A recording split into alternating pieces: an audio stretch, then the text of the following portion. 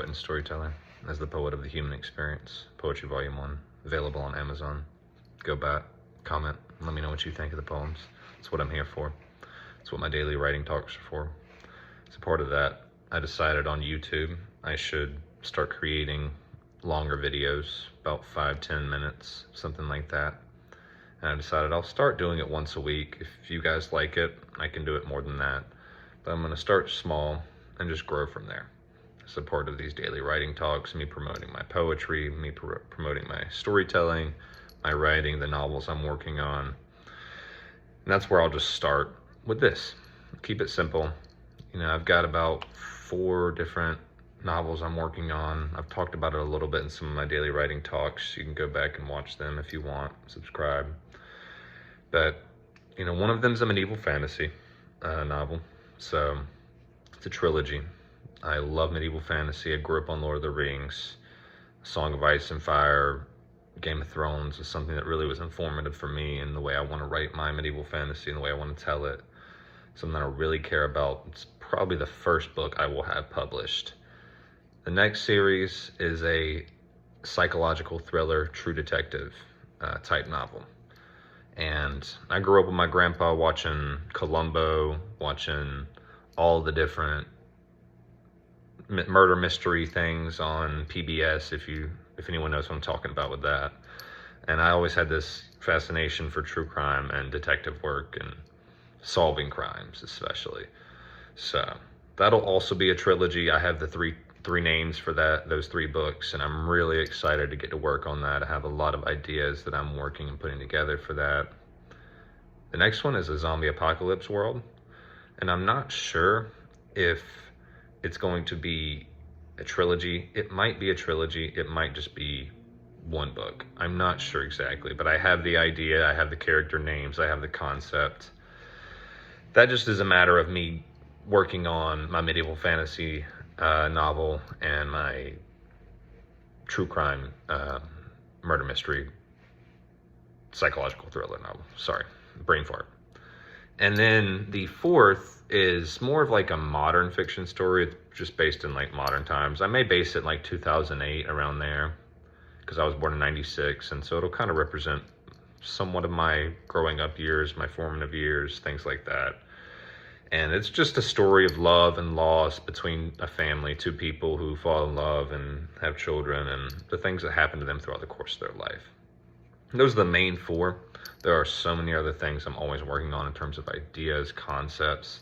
It really never ends. For anyone who does create or is a storyteller who wants to be, you kind of know that you have to write everything down as you go, because there's so many things that are constantly coming to you, so many little things that can inspire you. It's a beautiful thing, storytelling. That's kind of why I'm doing what I'm doing here too.